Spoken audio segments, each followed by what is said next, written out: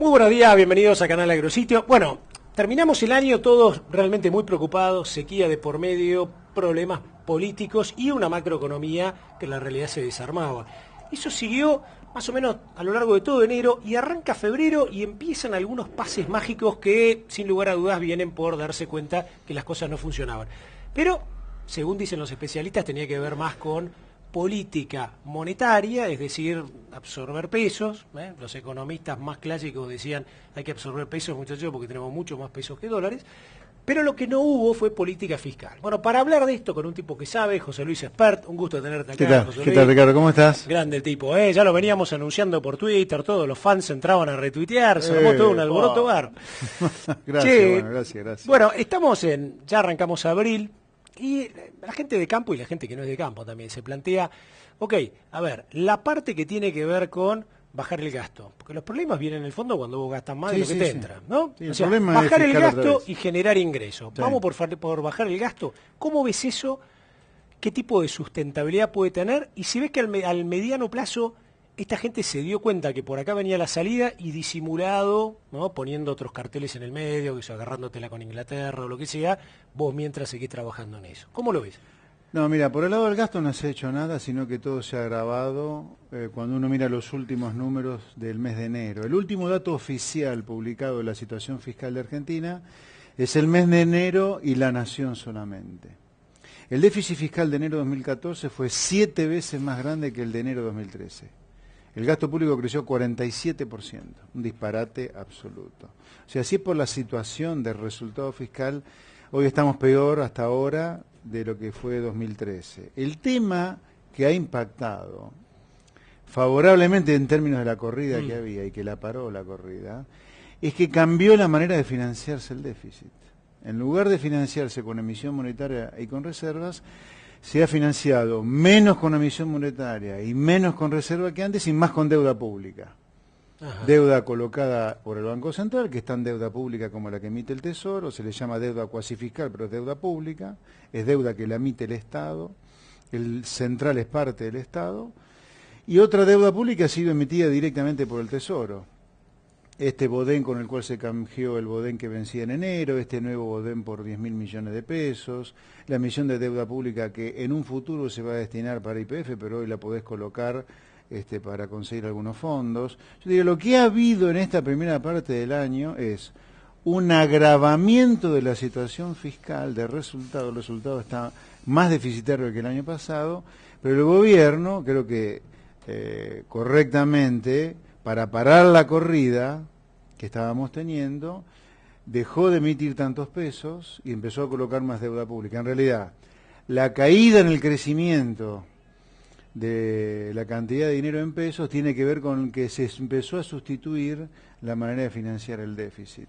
Ahora, y este cambio en el financiamiento del déficit en el corto plazo ha traído alivio financiero porque lograste parar la corrida, ya hace un par de meses que el dólar está a 8 pesos, el dólar blue está en 10.85 de 70, a costa de lo que siempre pasa cuando colocas deuda pública interna, de una recesión que no tenías a fin del año pasado.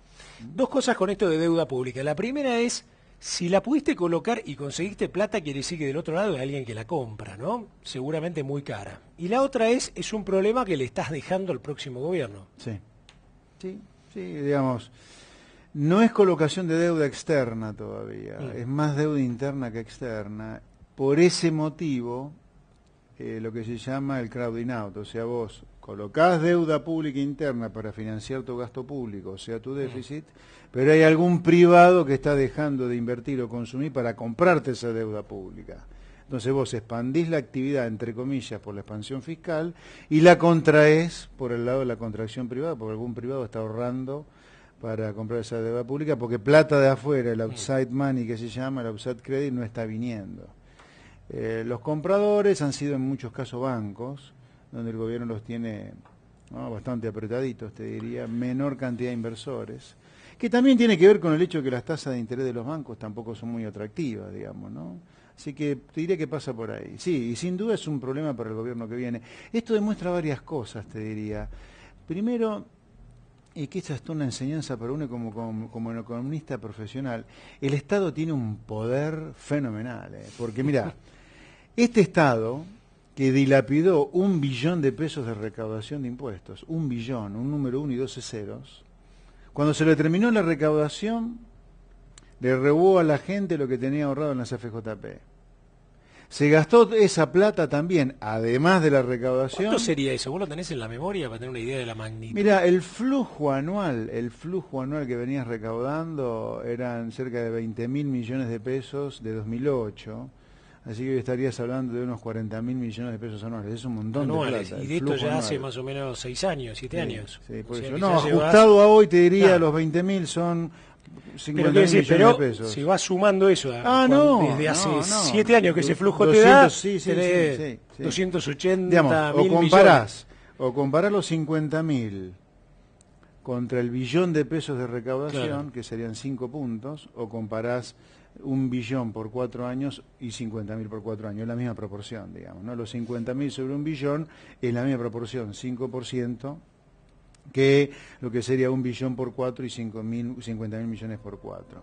Luego que se terminaron de gastar toda la recaudación, 1 billón de pesos, y el flujo anual de la expropiación, del flujo anual que surgía de la expropiación de los fondos de los AFJP, fueron por la emisión monetaria del Banco Central, más la reserva del Banco Central. Entre emisión monetaria, utilidades truchas transferidas del Central al Tesoro, truchas porque son fruto de la devaluación que generan ganancia cambiaria, y los adelantos transitorios, yo te diría, el Banco Central le ha transferido cerca de 100.000 millones de dólares en los últimos 4 años al gobierno. Y ahora, de manera disimulada tal vez, pero es importante que lo tengamos claro por el poder que tiene el Estado, pero las consecuencias a futuro de esto, el gobierno se empezó a endeudar. Se terminó la etapa de la independencia, se terminó la etapa del desendeudamiento, el gobierno empezó a endeudarse. Y yo creo que esta es una manera clave que puede llegar a utilizar el gobierno para financiarse de acá hasta fin de 2015 para evitar alguna crisis financiera seria. De la manera que iba, con deterioro fiscal, emisión monetaria descontrolada y uso de reservas, esto terminaba en una crisis. Claro. La crisis la lograron parar a costa de una recesión, pero lograron parar la crisis. ¿Cómo? No es tanto emitiendo menos, no es que hay ortodoxia monetaria, sino que se cambió la manera de financiar el mismo déficit. Así como tuvimos que durante la década ganada el relato fue con el que nos estamos desendeudando, cuando en realidad se financió el mismo déficit que durante la convertibilidad, con emisión monetaria y reservas, a diferencia de la convertibilidad que fue deuda externa, hoy ha vuelto a cambiarse el mismo déficit fiscal que durante la década ganada por emisión de deuda interna. Vos fíjate qué interesante, lo que no cambia acá es el déficit, lo que no cambia acá es el gasto público. Cambiarán las maneras de financiarlo, pero el descontrol de la política y el gasto público no cambia. Lo que el gobierno ha hecho, y me parece muy significativo marcarlo, que hay un cambio grande, o un intento de cambio grande, de financiar de otra manera el déficit, que puede llegar a hacerlo llegar a 2015 sin crisis. Va a ser un problema para el gobierno que viene, por supuesto. Sí. El gobierno que viene va a tener que tapar 10 trillones de bombas que le deja este gobierno. La nueva deuda pública, el juicio con los Holda, con el Club de París probablemente. Sí, lo que tiene seguramente el que desastre venga... estructural, ¿no? El desastre estructural que le deja este gobierno, de mercados rotos como el del trigo, el del maíz, retenciones absurdas, impuestos ridículos como el de los autos. Sí. No, decía que lo que posiblemente tenga el gobierno que viene es capital político, ¿no? Cuando vos tenés capital político y mandás un buen canciller que sale al mundo a exportar, un buen ministro que te arregle la parte agropecuaria y te genere 140 millones de toneladas, y tenés gente realmente que labura y te sentás y salís vos a la calle, al mundo, y en vez de decir, viste, giladas contra todos y enseñándole a otro a gobernar, te ocupa de gobernar vos, me parece que ese cambio de expectativas... Si eso ocurre... traería, me parece, inversiones, ¿no? Si eso ocurre, me parece que sin duda las cosas harán mucho menos mal. Que igualmente yo te diría, esta sociedad medio brujo, medio indígena de la Argentina, que creen cosas raras, yo diría, hace falta hacer muchas cosas bien, y no pensar que un mero cambio de gobierno te va... A mí me da risa cuando Massa dice, falta 638 días para el cambio. Primero, vos no sos ningún cambio de nada, Massa. Vos sos kirchnerismo, que te diste vuelta porque la viste peluda. Entonces ya, para posicionarte, te diste vuelta, como hacen todos los peronistas. Para ver que vos sos algo distinto, habrá que ver qué hace primero. Yo diría que lo que tiene que hacer el señor Massa, Scioli, es mucho acá, es mucho. Lo que tiene No Massa... alcanza solo con un cambio de aire, Ricardo. No, totalmente de acuerdo. Digo, sí. El desastre que deja esta gente es un desastre monumental. Deja un sector agropecuario que si no fuera por los precios de los productos que tiene el mundo, está destrozado. Tiene problemas con la leche, con el trigo, con la carne. Dejás la economía cerradísima al mundo. Argentino es una mala palabra fuera. O sea, hay mucho por hacer, hay mucho por hacer. Viene la gran pregunta que es, estamos a principios de abril, uno imagina para adelante, los muy optimistas dicen, bueno, probablemente esto si sigue así, a lo mejor hasta logre una unificación cambiaria, es decir, que tengamos un dólar a lo mejor de 10,5, 11 pesos, todo se normalice, la devaluación del oficial. Los otros que son un poquito más te ponen nerviosos hablar de eso. A ver, ¿cuánto se va el dólar? Dice, me mata con la pregunta. La otra es el tipo que dice, ojo, porque, a ver, si en paritarias y en sueldos públicos te levantás demasiado y tenés un invierno muy difícil y tenés que pagar combustibles, etcétera, el gasto público puede crecer, puede haber emisión, aumenta la inflación y todo esto se desarma, ¿no? Sí. Entonces la pregunta que viene, que es un poco también no de futurología, pero de analizar un poco variables y expectativas, obvio. No está obligado a hacer futurología, lamentablemente. ¿Puede el dólar ir sosteniéndose si este gobierno consolida más o menos esta política monetaria no fiscal o fiscal, pero a través de crédito interno, externo, etcétera? ¿O en algún momento, si no se consigue eso, esto se acaba? Porque una vez que vos no podés emitir más bono, ¿cómo bancás la fiesta? Mira, yo creo, para empezar de lo más grueso, yo creo que escenarios de incendios homéricos, yo te lo he dicho varias veces acá, tipo 89, 2001, 2008, yo no veo. De acá al fin de mandato. Sí, lo venís diciendo hace tiempo. Eso, sí. Sí, ese es el escenario que yo tengo con menos probabilidad. Ahora, si vos me decís hacia adelante, ¿qué ves hasta fin de 2015, digamos, cuando venga el nuevo gobierno? Sí, yo te diría más cerquita, más cerca, te digo, qué sé yo, octubre, noviembre, ¿viste? O sea, pasar la mitad de año y... yo creo que hasta mitad de año creo que puedes tenerla tranquila como hoy. La segunda parte del año ya puede ser un poquito más complicada porque la demanda de dinero afloja un poco, porque tenés pagos de deuda muy fuertes, hay que ver qué hace con el cupón, que es un pago de deuda importante. Yo me atrevería a decirte que hacia adelante, de acá a fin de año, vas a tener otra vez un pico de tensión como lo tuvimos en el verano. ¿Sí? ¿Tanto como eso? Sí, vamos a tener una cosa parecida. No me pareció tan grave tampoco. Era fin de enero y principio de febrero. Tanto como eso no. Me rectifico un poco. Yo diría, ahí estábamos perdiendo reservas a una velocidad igual al stock que tenías. No veo una cosa tan grave. Pero sí podés tener algún remesón, digamos, de otra vez que el dólar te salta un par de pesos, el blue. Yo no veo que esta calma la mantengas indefinidamente hasta fin de año, te diría. ¿No los ves con herramientas de política económica? Creo que un poquito más caliente vas a tener en algún momento del año. Pero sí te diría, si están dispuestos a bancarse la recesión que su cambio de política de financiamiento trae, pueden llegar a experimentar un tránsito hasta octubre de 2015 mucho más tranquilo de lo que hemos tenido. Por eso me rectificaba de lo recién. Si pueden seguir colocando deuda pública como están anunciando y sugiriendo y amenazando, yo te diría, perdón, que pueden llegar a evitar un remesón como el de diciembre y enero. ¿Y eso mantendría el dólar en 8? Yo creo que un poquito más van a devaluar, el dólar blue creo que va a subir un poquito. Mira, si uno mira los últimos 3 años de cepo, mientras financiabas el déficit con emisión y reservas, el dólar blue creció 50% por año. Por lo tanto, vos decís, si vuelven a financiarlo con reservas, ¿por qué no va a subir 50% el dólar blue este año y terminar cerca de 15%? Si cambian de nuevo la manera de financiarlo, si lo siguen financiando con deuda, no, el dólar va a estar tranquilo. ¿Qué va a pasar cuidado con la recesión, vas a tener una presión muy fuerte por la recesión. Claro, eso es lo que te iba a decir, ¿no? ¿Qué va a pasar con los precios?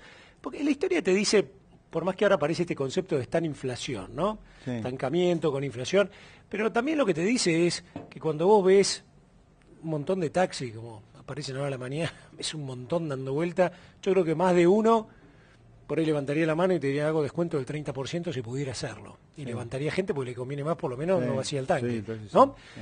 Y me parece también que en los supermercados a lo mejor vos no verás una gran marca que te baja un precio, pero ves que te hace un tándem o que si compras 2 sale 50% menos y empezás a ver esas promos, ¿no?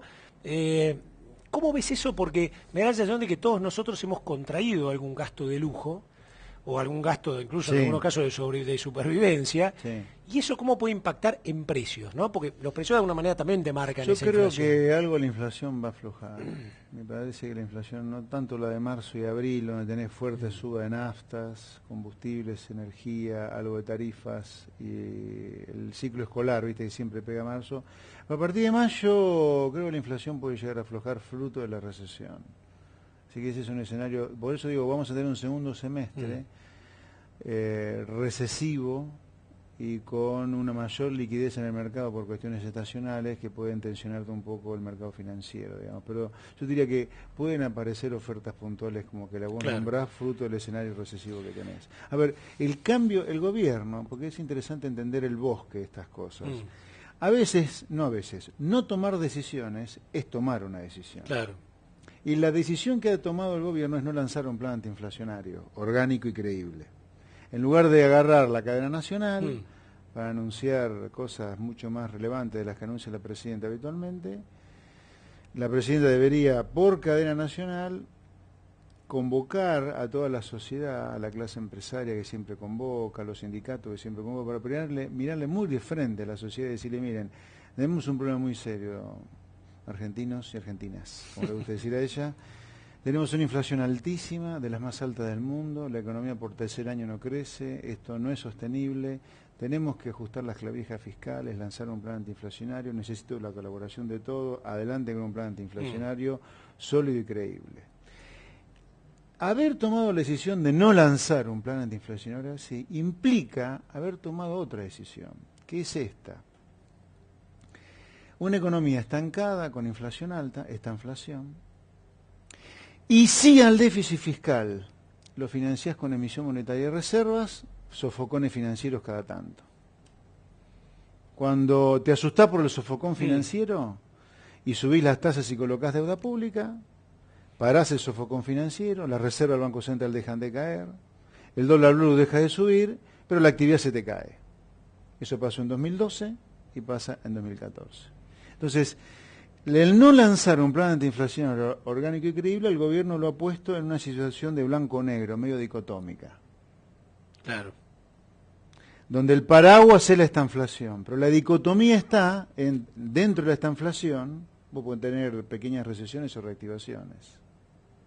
Dentro del paraguas de la estanflación, el gobierno, al no tomar la decisión de lanzar un plan antiinflacionario orgánico y creíble, tomó la decisión de vivir a veces con los sofocones financieros, o a veces como hoy, donde paró el sofocón financiero, pero tener recesión. Y este va a ser el síndrome que vamos a vivir, o el signo, o el vector que va a cruzar, como se dice hoy, la economía de acá a fin de 2015.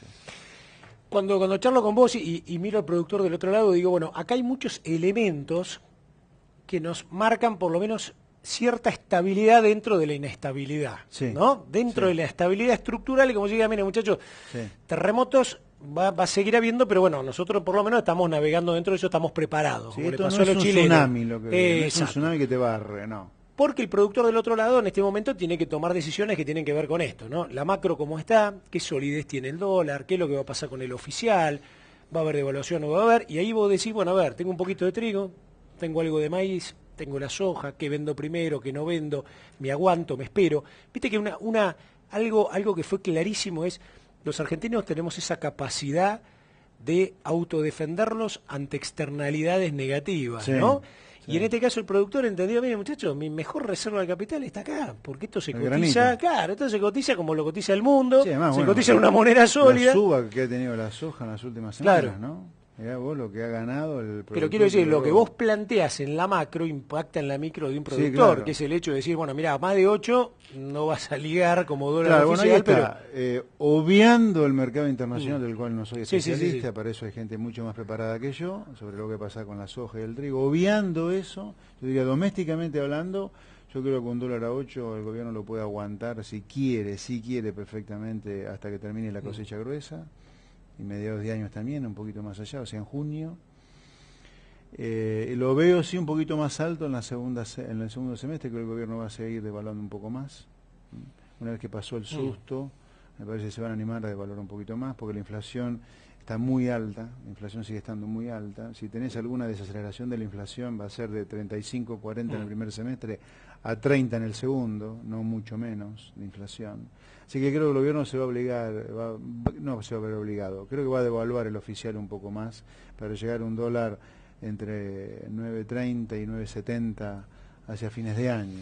Estamos hablando de un peso y medio más con respecto al 8 de hoy, estamos hablando de un 20-25% más de devaluación en la segunda parte del año. No la veo la devaluación del oficial hasta que no termine la cosecha gruesa y un poquito más allá, te diría. Y algo parecido con el blue probablemente. Yo no me escandalizaría si veo un blue a 12, 13 pesos, hasta 15 pesos a fin de año.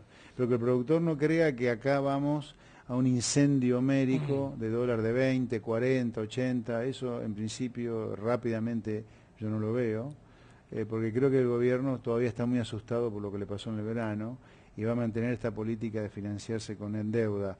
Cuidado, que, digamos, el gobierno cuando uno ve todos estos movimientos externos está tratando de abrir el mercado, porque digamos el cambio del financiamiento de moneda y reservas a deuda pública interna tiene altísimo costo a nivel de actividad. Claro, claro. Por eso está tratando de abrir el mercado externo para que vengan dólares de afuera que no te coman la actividad doméstica, privada. Pero eso no está tan fácil. Yo te diría, colocar deuda pública interna es mucho más fácil hoy que externa.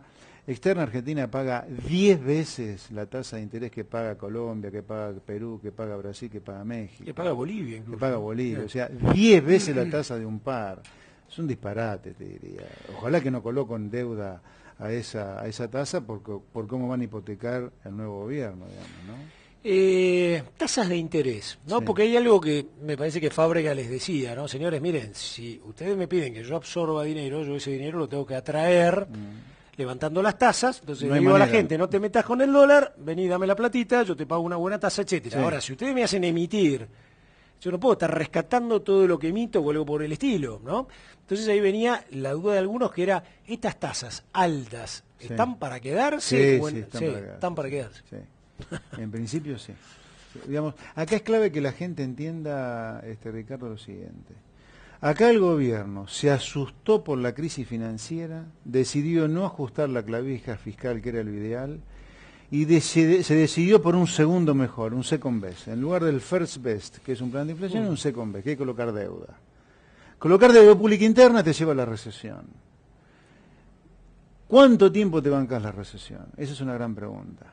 O sea, el tiempo, en realidad contestándote mejor la pregunta tuya de recién, Ricardo, es el tiempo que duren las tasas altas va a ser el tiempo que el gobierno se aguante la recesión. Claro. Y yo seriamente no te puedo pronosticar cuánto el gobierno va a bancarse la recesión. No es cuánto tiempo vamos a tener recesión, que es una pregunta profesional. La pregunta tuya en algún lugar es, indirectamente, es ¿cuánto tiempo el gobierno de Cristina se va a aguantar la recesión? Porque eso va a tener Yo no lo un sé. influjo social impresionante, Sí, digamos. sí. La presión le va a venir por el lado social, que es donde ella más le pesa. Claro, el cambio en el financiamiento del déficit tiene costos sociales importantes. Porque la actividad se te paró ahora. Claro. Y puede haber incluso Si vos venís con casos de inflación desempleo, alta, la pobreza está explotando hoy. La pobreza te debe haber saltado por lo menos 10 puntos entre mediados de 2013 y hoy. Yo creo que estamos con pobreza cercana a 33-35%. Ya estamos con pobreza de mediados de los 80 y mediados de los 90, antes del desastre de 2001, por supuesto, ¿no? Donde llegaste al 60% de la población pobre. Pero tiene altísimo costo social este cambio en la manera de financiar el déficit fiscal. Y hay que ver cuánto se lo aguanta el gobierno. Por eso, volviendo te pregunta, ¿cuánto tiempo aguantan las tasas? Y yo creo que en principio llegó para quedarse un tiempo, pero no descartaría que las bajen cuando se asusten por la recesión. Creo que hay que estar muy pendiente del clima social y la utilización del clima social por el tema recesivo y pensando que hay elecciones en el 2015. ¿Qué puede pasar a nivel de empresas, competitividad, ya pongámosle la palabra competitividad, y empleo, ¿no? Porque la gran preocupación es la sustentabilidad empresaria con todas estas variables macro, es la que te genera la sustentabilidad a nivel de empleo, ¿no? Claro. Y ya hay algunos casos, que yo frigorífico con gente afuera, empresas Sí. de biocombustible. Sí, yo lo que gente estoy afuera. viendo en mucha clientela están empezando a levantar vacaciones, están empezando a quitar horas extras. Empieza a haber un ajuste por el lado del empleo en la empresa para poder sobrevivir. Es que a la empresa en promedio se le ha complicado mucho el programa. porque el subsidio a la energía es residencial, pero la empresa en general paga energía a precio lleno, por decirlo de alguna manera.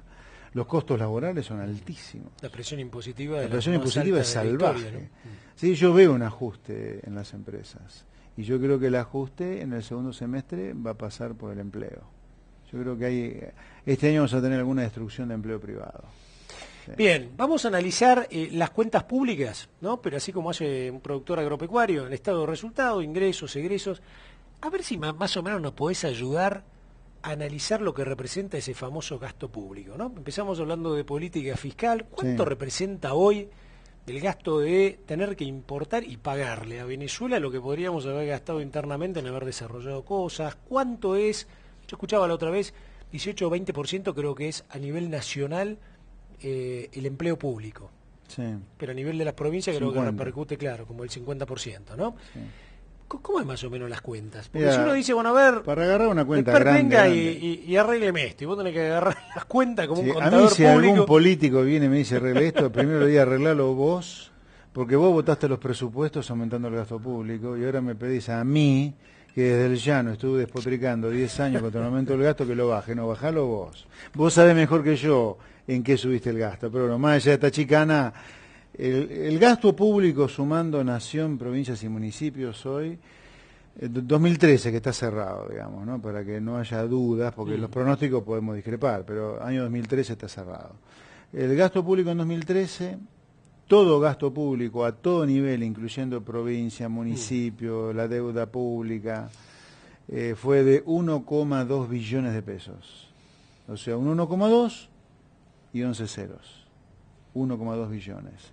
Récord en la historia argentina y de las presiones impositivas más altas del mundo.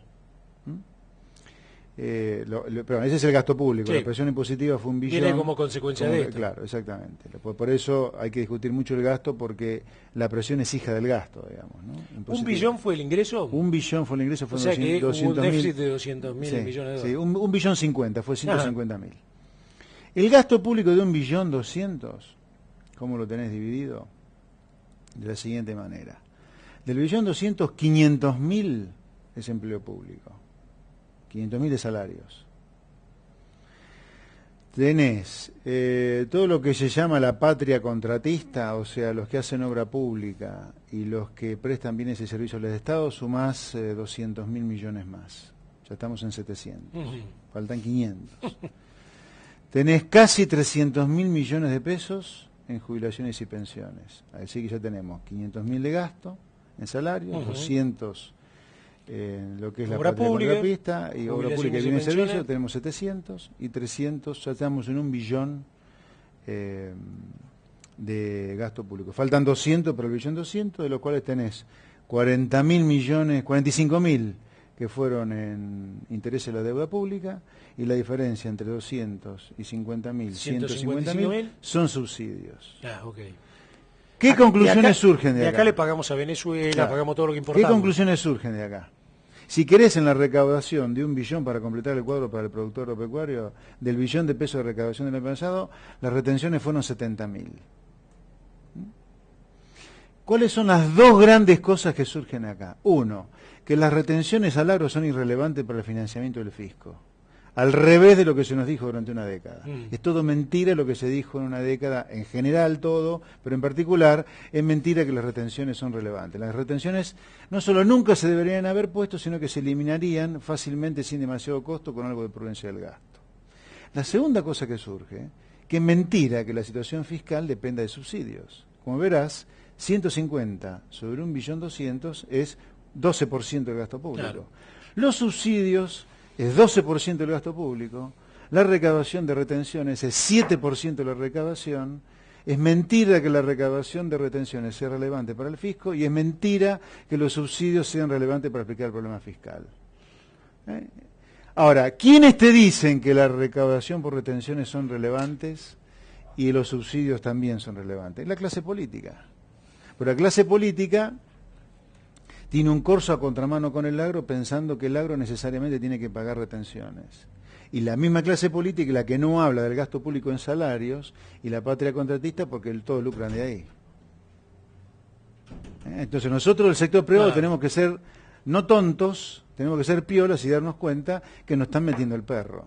Al agro diciéndole que 7 puntos de recaudación, que no son nada, son relevantes, cuando es mentira. Y en la sociedad en general que el problema son los subsidios, cuando el problema es el clientelismo político que está detrás de los salarios y la corrupción que está detrás de la provisión de bienes y servicios públicos. Dejemos a los jubilados de lado, por supuesto, ¿no? ¿Dónde entra acá aerolíneas y, por ejemplo, en los subsidios, en los 150.000 millones de subsidios. En esto de subsidios. Ahí, en los 150.000 millones de subsidios. No es en obra pública y servicios. No, en estos servicios, entre los 155.000, 150.000 millones de subsidios, ahí tenés cuidado. 40.000 millones de los 155 que son subsidios sociales. Claro. Está la UH, la Asignación Universal por Hijo. Así que los subsidios económicos son 100.000, de los cuales el 60% es energía, 60.000 millones.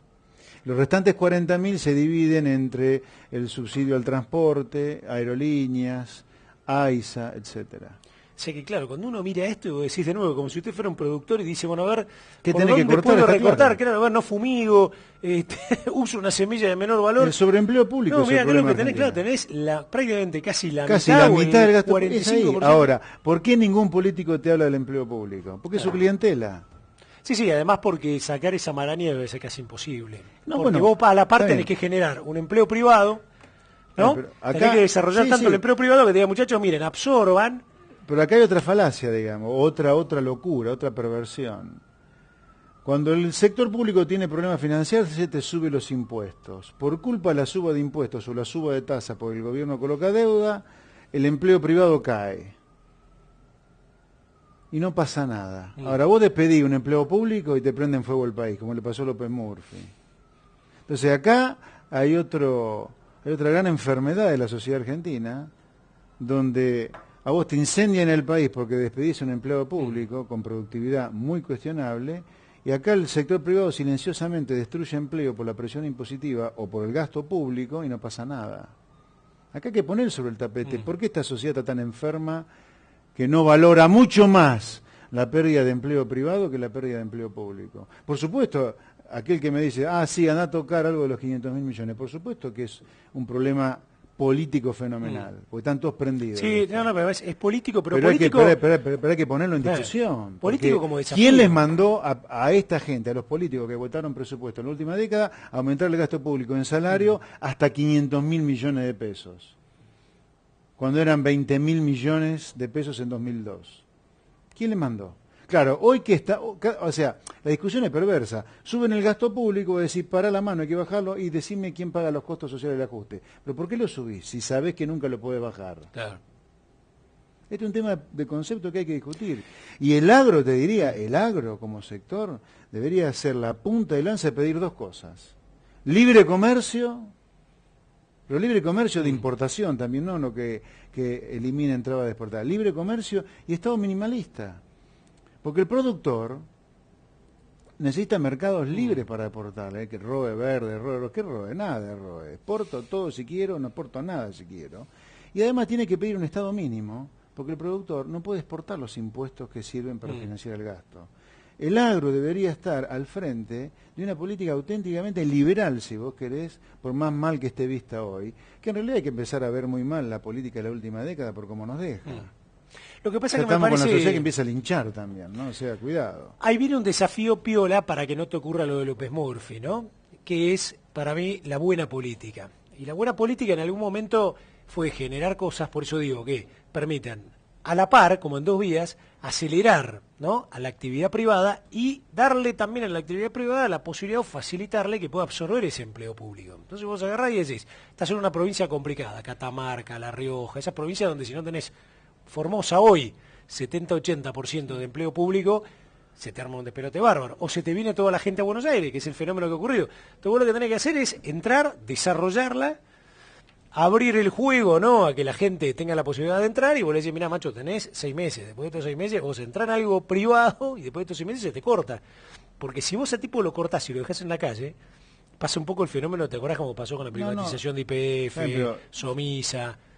Yo iría para atrás, ahora que tocas ese tema. Durante los 90, el error y el desastre, y a mí nadie me lo va a enseñar porque fui durísimo con la convertibilidad, no fue el espíritu de libre mercado, es porque el Estado, luego de haber despedido montones de gente para eficientizarlo a nivel de empresas públicas, empezó a gastar otra vez. Y terminamos endeudándonos y terminamos faltando la deuda. Pero acá no hubo una revolución social por los despidos masivos que hubo en empresas públicas. Yo te diría, depende de cómo hagas las cosas. Claro. Sí, a la par no hubo generación de empleo porque no hubo motivación a que hubiera actividad. A ver, acá, digamos, yo veo que esto de los linchamientos. Mira, hay una analista política brillante que se llama María Saldívar que esto lo pone muy claro.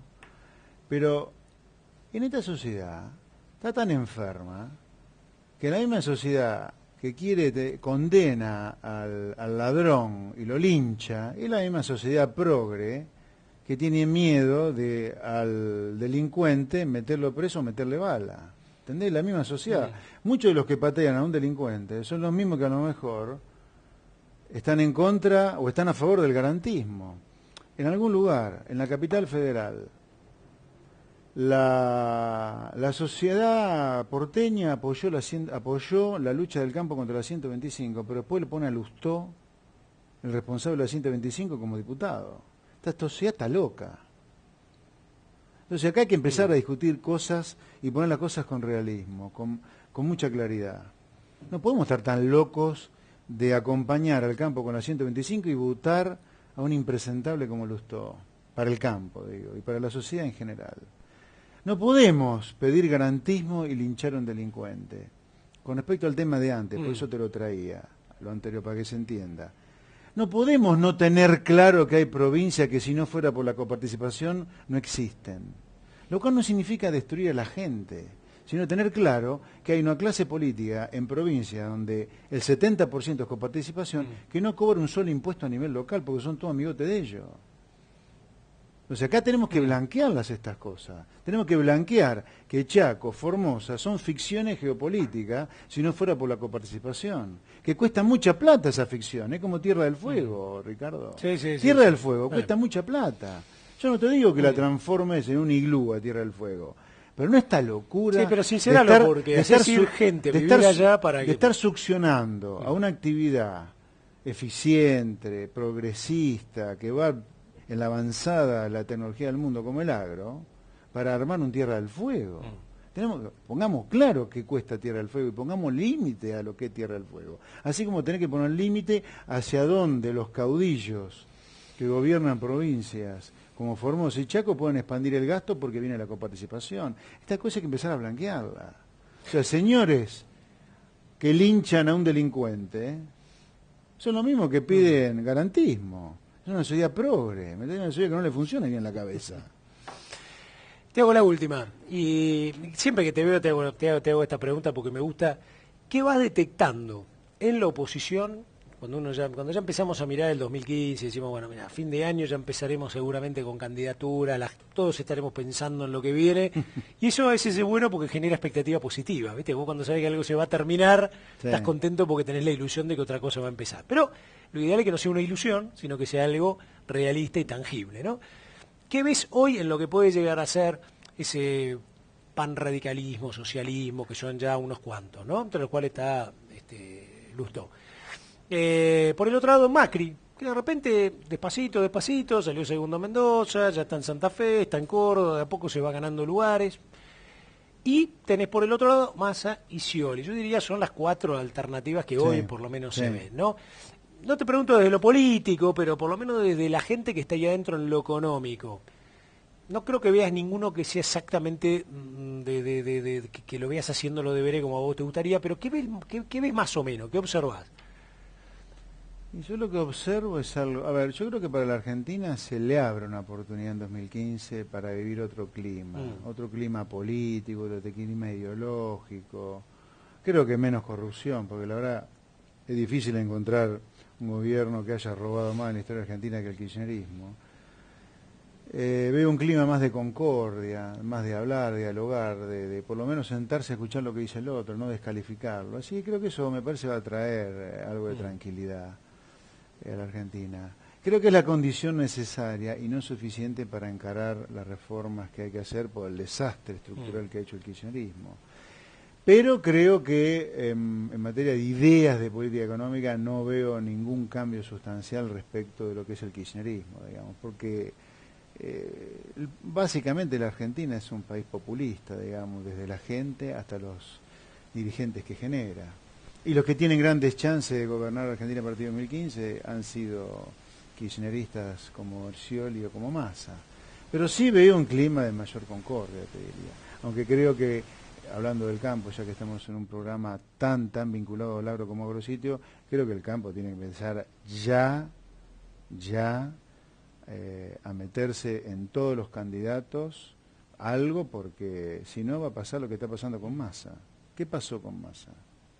A Massa ya se le metió una persona que sirvió para destruir al campo como Ignacio de Mendiguren, un proteccionista de toda la vida.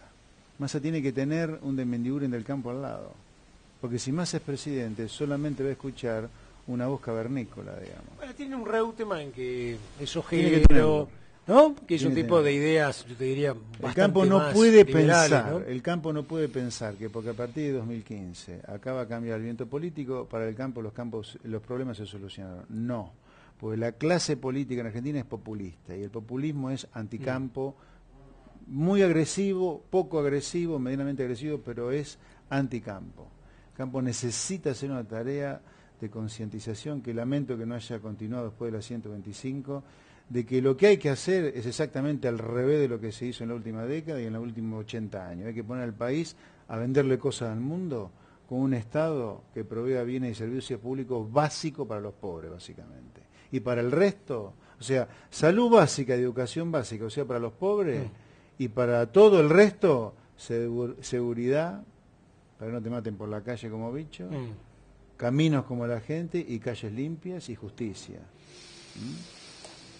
José Luis Espert, lo pasamos por todos lados, la realidad que debemos haber estado, yo no miré el reloj, pero más o menos 40 minutos, son de esas notas que a la gente le encanta porque lo vamos atrapando, yo creo que fuimos en un increyendo, me encantó incluso... Mérito tuyo. Tuyo porque esto es como un profesor que va tirando, viste, va tirando preguntas y el alumno contesta todo, y la verdad es impecable, porque la de las cuentas públicas yo creo que muchos de nosotros no lo tenemos tan claro con el detalle de los números, de las cosas, incluso esto que vos dijiste que es genial. Muchachos, es el 7% nada más las retenciones, yo creo que va a ser un número que vamos a empezar a hablar varios del sector, ¿no? Como diciendo... El agro, o sea...